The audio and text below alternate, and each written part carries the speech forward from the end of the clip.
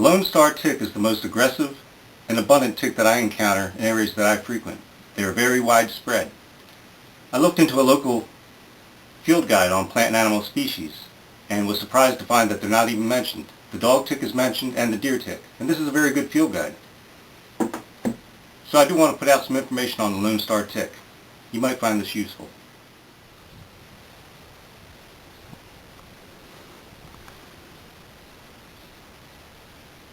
I've got DEET on, but I felt a tickle on my neck, and sure enough I grab it and there it is, a tick.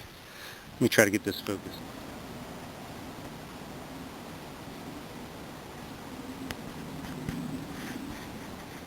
Okay, so I was out on my trek today and I collected a couple tick specimens for you to check out. What I have is my little box, and in it 3 ticks. Get the last one out of there. Okay. There they are, down the bottom there. I know it's difficult to see them, but they're in there, 3 ticks. One's climbing right up the side of the jar, as you can see. Right here.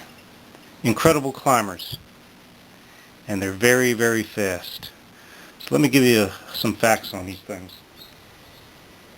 The white dot on the female's back gives them their name and identifies the Lone Star tick. They're quick little buggers. The Lone Star tick. I have it flipped over on its back. It's a medium-sized tan to brown tick. It's smaller than the wood tick or dog tick and larger than the deer tick. Its body is also less oval than other ticks. It has almost a round-shaped body. The aggressiveness of these ticks is what sets them apart from other ticks. Whereas most ticks are ambush predators, which wait in grass and brush for their prey to pass by, these ticks will actually seek after their prey by following after carbon dioxide and vibrations. The good news is that the Lone Star tick usually seeks the head of the victim. Whereas ticks can bite you anywhere on your body, particularly in the groin, the waistline, the armpits, and the head, the Lone Star tick seems to prefer the head above all places, which most ticks do, but it seems like the Lone Star really goes for the head. So that's the good news. I found all 3 of these ticks climbing on me. One was on my neck, one was on my face, one was on my chest, and I found about, I'd say 7 others on me during the course of the day. Now I was wearing DEET today on my skin and on my clothing, and I still had ticks crawling all over me.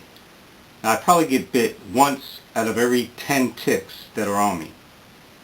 And one of the reasons I catch the ticks on me is because I'm always aware of my neck.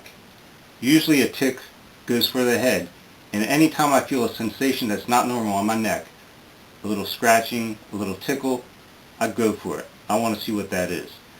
And if I feel that little hard, flat body, it feels like a scab on you, grab it off. It's not going to bite your hand when you do that. Ticks take time to bite, and even if they do, it doesn't hurt. You're not going to feel it.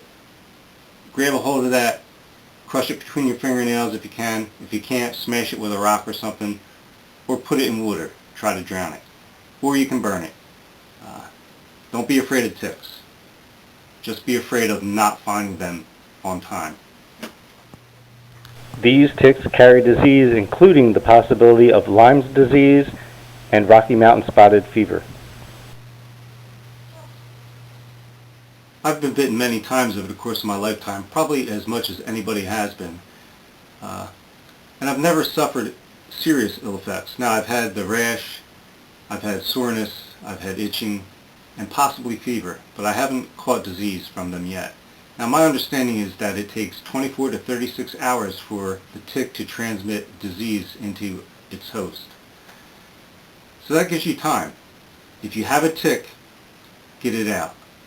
Don't wait, get it out as soon as you can. One of the methods is to put Vaseline or Purell around it, cover it completely so it blocks off its air passage.